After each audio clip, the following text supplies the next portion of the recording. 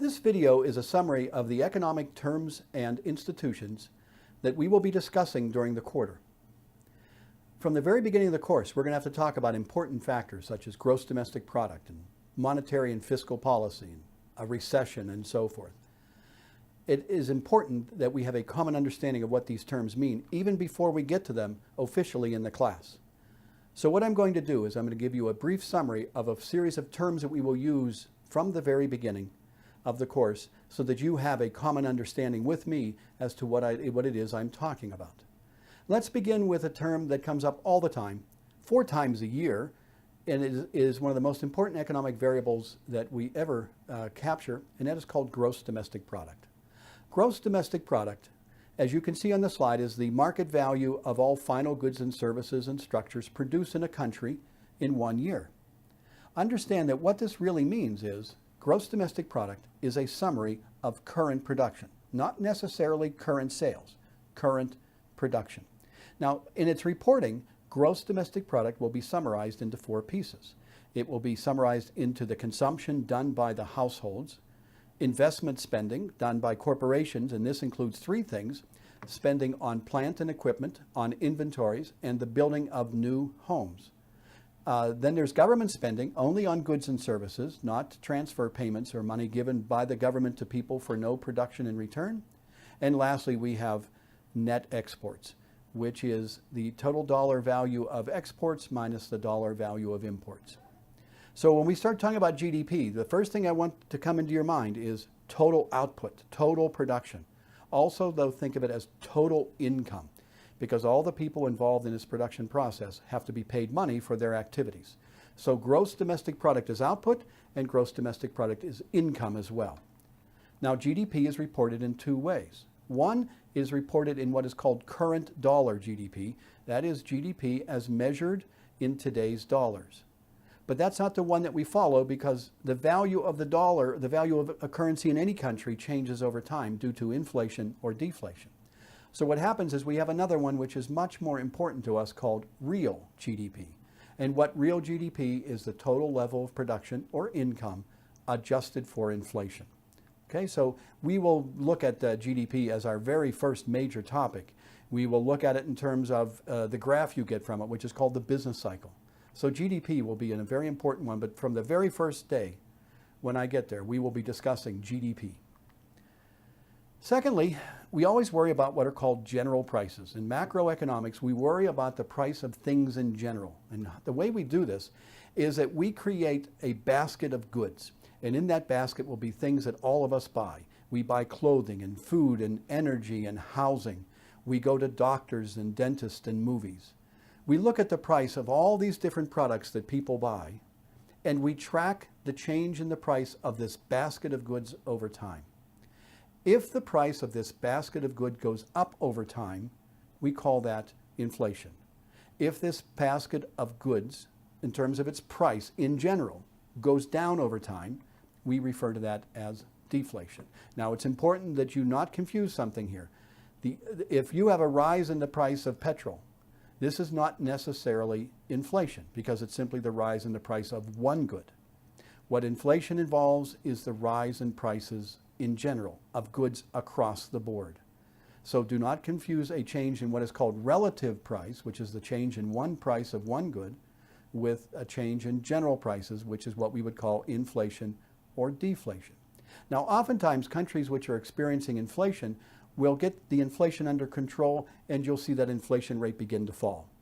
We refer to a falling rate of inflation as disinflation. And disinflation is simply a slowing down of the inflation rate. Now, in terms of its reporting, there are 2 ways to report inflation. One is to use what is called a consumer price index. And in this, we have a basket of goods that contains only stuff that consumers buy. So it would be food that you and I buy at retail outlets. It would be automobiles that you and I buy at a dealership, not bought by a firm, but just bought by households. And if we look at that basket of goods and follow it over time, we get something called the Consumer Price Index. This would be a good summary of what some people would call the cost of living. But there's one issue with that. Contained in this Consumer Price Index are 2 components which are very noisy. the information changes all the time, and the price of this particular collection of goods could go up or down, and it doesn't reflect inflation at all. The two product groups that have this behavior are food and energy. So if you remember just a few years ago, the price of crude oil went from about $70 a barrel to $145 a barrel, down to about $39 per barrel. Now it's back up to $70. Much of this movement in the price of energy did not reflect inflation. It simply reflected the changing price of this one product called crude oil. Now, since crude oil is included in the form of gasoline and so forth in the household's basket, it would cause the consumer price index to rise for a while, which you may say, oh, we're having inflation, or decline for a while and make you think, oh, we're having deflation, when in fact, we're having none of it at all. It is simply reflecting this very noisy movement in the price of energy or the price of food. So what policymakers have come up with is a new indicator called core inflation. And what core inflation is the consumer price index minus the two sectors, food and energy. So what this is supposed to capture is the underlying trend in inflation or deflation. So if I would show you a graph, and I can do that when I get to class, I'll show you a graph of the CPI, and you'll see that it goes up and down a lot in terms of the annual rate of inflation implied by the data. But then I would show you core inflation, and what you'll see is a relatively smooth line. And see, that removes the effects of these dramatic changes in prices which don't truly reflect inflation or deflation. Now on to the labor market. One of the most important indicators that people follow, because of the important social nature of this variable, is the unemployment rate. Remember that the idea here is that many of us, we define ourselves by our work. We support our families by the income that we earn from this work. And when we're not working and we can't find a job, this is a very damaging outcome. This concept of not working when you are looking and wanting a job is called unemployment. But I need to put unemployment in a context so that you understand when you hear something called an unemployment rate, what it means. And here's how we do it. First off, we take the total population and we look at only a piece of it. And that little piece is going to be called the labor force. The labor force is going to be comprised of two groups of people. Now, it's only going to be people 16 or so years old and older, people who can legally work according to the government definition. And then we break it into two groups of people. People who are actually working at any given time, and they're called employed, and the people who are not working but looking for work. They have to be actively looking for work. This group is called unemployed. So the labor market is the sum of these two numbers, the sum of the employed plus the unemployed. The unemployment rate is simply dividing the total number of unemployed by the total size of the labor force.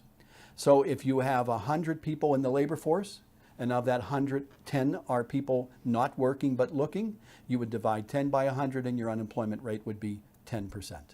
So this gives you an understanding of what we mean when we say that the unemployment rate rises or falls. And what's very odd, there are cases where the economy can be growing, but because of changes in the labor force or changes in the way that people are working or not working, the unemployment can actually rise when the economy is doing well, or the unemployment rate can fall when the economy is not doing well, because people could be leaving the labor force. So we will spend a lot of time looking at this because this is one of the pressing issues in both Europe and the United States. The next topic is probably the most important and most watched variable in the world when it comes to economics, and that is interest rates. Now, I know that you've had Economics 555, which is microeconomics, and what you had to talk a lot about in 555 was something called a price. Well, the interest rate is a price. It is simply the price that you pay to borrow money. And what happens is, instead of allowing this particular interest rate to move up and down as it would go just through supply and demand, this interest rate in some cases is manipulated by central banks, by, say, the European Central Bank or the Federal Reserve in the United States. People watch the signals sent by the central bank and then infer certain things about the nature of the economy, and it affects what banks have to pay to get money, and then the banks pass on this higher cost of money to you or me in the form of higher interest on a car loan or a mortgage or whatever it is. So people watch the movement in interest rates very, very closely. Now, in terms of reporting the interest rates, we tend to do it through what are called basis points. In the old days, what we would say is if the interest rate would go from 4% to 4.25%, we would say that the interest rate rose by 1/4%. But now it's much more common to report that interest rates moved by basis points. Now what we do is we take an interest rate, 1 full percentage point, and we break it into 100 pieces. And we would then say if we moved from 4% to 4.25%, this has been a change of 25 basis points. If the interest rate would move from 4% to 5%, this is a movement of 100 basis points. I want you to get used to using the term basis points because that is the way it's reported in the press. So when you see it, maybe in your media reports, don't be surprised that to talk about interest rates changing by basis points as opposed to percentage. There's another price we have to be aware of from the very beginning, and that is something called an exchange rate. An exchange rate is simply the price of one currency in terms of another currency. Now, in terms of this price, it comes in two different forms. In some cases, countries allow their exchange rate with other countries to simply move it up and down based upon whether or not people want the currency and what they want it for and how much they want, simply supply and demand. An exchange rate that is determined by this movement of supply and demand is called a float. Now, for example, the dollar versus the pound sterling in England, there's a float involved here. The dollar goes up, the dollar goes down. Right now in the economy, we're seeing that the Japanese yen is getting stronger and stronger against most of the world's currency. This has to do with supply and demand. This is the exchange rate. Now, a second kind of exchange rate is similar to the one that we have between the US dollar and the Bahraini dinar. In this case, we have what is called a pegged exchange rate, and this is where a country agrees to a set price between its currency and another country's currency. So in the case of the dinar versus the dollar, the Central Bank of Bahrain has made an agreement that they say that they will assure the world that for every $1 US, you can get 2.65 Bahraini dinars. Now they do this to establish two things. One is to make sure that people can trust the dinar. Understand, of course, that Bahrain is a very small economy and people might not know about the country or much about it, and they may say, well, I don't know what a dinar is. But if your central bank assures the world that we will peg our currency to the US dollar and you are able to hold that peg, then people begin to respect that currency.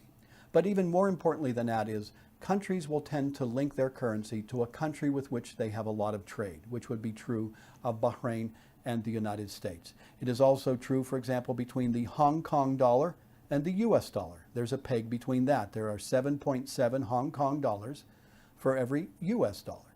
So exchange rates can either be a set, fixed, or pegged amount, or it can be a float. That will be a topic we will cover. We'll look at exchange rates and as well as trade during the course.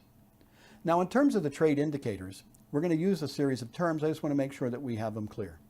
An export is a product that is produced in your country and sold to a customer outside the borders of your country. So you produce it and you sell it outside the country. That's called an export. Now, an export can involve a good like a car, or it can involve a service. So for example, you are exporting to me a hotel room because I'm staying at the Gulf Hotel and I'm buying a service from the country of Bahrain while I'm here. So this is actually an export for Bahrain. The same would be true of when I go to eat dinner. So if I go to one of the local restaurants and I take US dollars and turn them into dinars and take the dinars and buy the food there, what you have is an export to me, a foreigner, and exports would rise. Now, to my side, of course, this would be an import. For the United States, I'm importing. Now, an import is when you have something produced in another country and you bring it into your country. You buy something produced elsewhere. So here I am buying food at a restaurant in Bahrain. This is obviously for an American. This is going to be an import. Now, what we do is we compare the total dollar or dinar size of exports to the dinar size of imports. And if we subtract the imports from the exports, we get a number which is called net exports. This is one of the few economic variables that can actually be positive or negative. If you have a situation where your country exports more than it imports in currency value, we have what is called a trade surplus. If your country, in fact, imports more than it exports, the way the United States does, then we have what is called a trade deficit. We will again be talking about exchange rates and then these trade indicators as the course goes along. One of the most important variables that reflects the ability of a country to advance is called productivity. Now, it is common for students and even some economists, when they're not thinking, to use the word productivity interchangeably with the word production. And that's not right. I want to make sure that that doesn't happen in our class. Production is simply taking inputs and turning it into some kind of output. You learned about that in microeconomics. Productivity is completely different. Productivity is a measure of how much output you get for every hour that you work. So if you work an hour and someone pays you 25 dinars for that hour's work because you're a very productive lawyer or you're some kind of an artist and you're singing or presenting to a large crowd of people, and for that you receive 25 dinars. That's your productivity. If it took you 1 hour to produce the output and you received 25 dinars, if you divide the 25 by the 1 hour's work, that's your productivity. Now, what we have to do in the macro world is much more difficult. We have to add up all the hours of all the people working in the economy. We have to add up all the production of all the people in the economy. Well, the total output, as I mentioned to you earlier, is called gross domestic product. The total number of hours has to do with all those employees and all the hours that they're working per week. So what we do once every quarter is we take the total size of gross domestic product and divide it by the number of hours worked in the economy as a whole. And this ratio between the amount that you produce and how many hours it took you to produce it, this is called productivity. It is the best indicator of someone's ability to produce something of value. It is also the #1 indicator of economic advancement. If you see a country that is rich, this is a country that is productive. Now, economic growth is, you would always hope, of course, is that gross domestic product rises. And economic growth is simply tracking GDP over time. And if GDP is growing, then you have economic growth. You can do this two ways. You can do it purely in terms of GDP, or you can even divide gross domestic product by the number of people in the country. And this is called GDP per capita, or output per capita, or income per capita, whichever term you would like to use. If you see that the income per capita is rising in a country, this is one sign of economic growth. But beware, do not confuse economic growth with economic development or economic advancement. Because you could have a situation that if you take the total size of GDP and you observe it rising over time, but only a few very rich people get to take advantage of all that money, then what you may have is a very small group of people becoming rich at the expense of everyone else. And while you may have growth, you don't have development. You don't have economic improvement for the economy as a whole. Many times when we're trying to talk about the nature of economic development, we're looking at not only the size of the economy, but the standard of living, the housing situation, how many people have telephones, how many people have enough to eat, and so forth. These would be the things that we would focus on in terms of economic development. There's been a lot of discussion recently of economic growth not occurring, in fact, of the economy declining.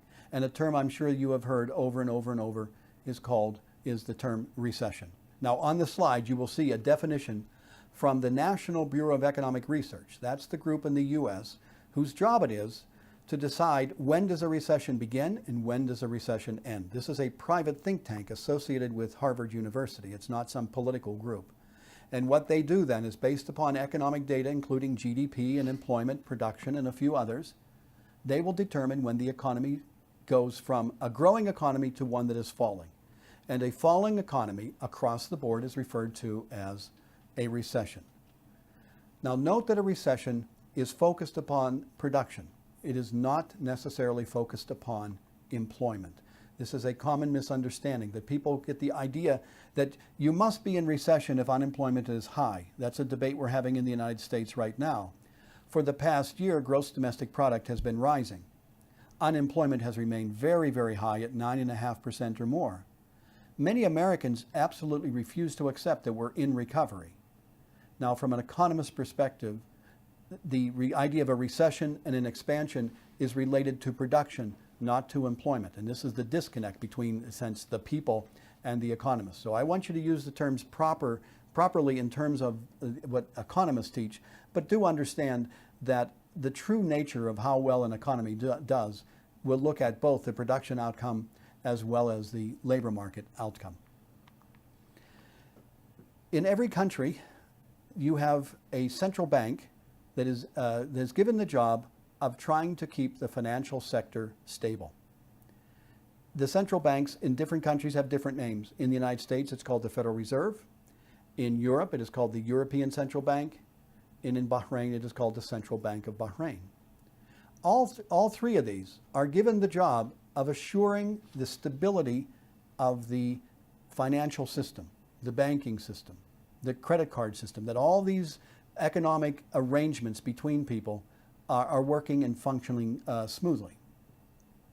Now, what happens though is that they have different types, they have different goals in mind. And these goals, or their actions taken to try to manipulate the economy, are called monetary policy. Now, monetary policy done by central banks is the manipulation of interest rates or financial conditions to bring about some kind of change in the economy. So if the economy is beginning to slow down from a roaring growth, and the Federal Reserve or the European Central Bank would like the economy to speed up a little bit more or to not fall, then they may change interest rates in such a way to get households and firms to spend more. Now, there are three possible goals for monetary policy. One is that you would have stable prices. That means to us no inflation or no deflation, as defined earlier in this video. Secondly, the central bank may carry out monetary policy to bring about maximum sustainable employment. Or third, based upon the arrangement between a country's currency and the outside world, it may be focused upon the peg between the currency and the other country. When it comes to the Federal Reserve of the United States, they do two goals. The Federal Reserve by law is mandated to watch for and try to control and create stable prices, and they must also try to intervene to create maximum sustainable employment. In the European Central Bank, which was only formed a little over a decade ago, they could have gone the same way the Fed does, but they decided instead that their sole goal, is going to be price stability. So technically speaking, if Europe was going to fall into a recession, there's nothing necessarily that the central bank should do. As long as they have stable prices, the central bank is doing what it's supposed to do. Now, the third situation would be like the one in Bahrain. Because of the peg between the dinar and the dollar, the Central Bank of Bahrain's major job is to protect that peg. Now, the one thing about a country that protects the peg, it gives up its independent monetary policy. So because the dinar is pegged to the dollar, what happens here is what happens in the US. So if the Federal Reserve were to raise interest rates, you have no choice but to raise interest rates in Bahrain. If the Fed were to lower interest rates, you must lower interest rates in Bahrain. That's the only way that you can keep the peg. I'll explain this connection later on in the course. But you see then, different central banks have different activities that they're going to do. The one in Bahrain is very limited to the peg as opposed to price stability and a maximum sustainable employment. Fiscal policy is another important policy action taken by many countries. This is the manipulation of a government's budget to purposefully change the economy. So right now you may have heard of, over the past couple of years, something called the Obama stimulus package. What the Obama stimulus package was a maneuver by the government of the United States to purposefully change its budget and spending and taxing to try to make the economy grow faster. So fiscal policy is done by the central government. Monetary policy is done by the central bank.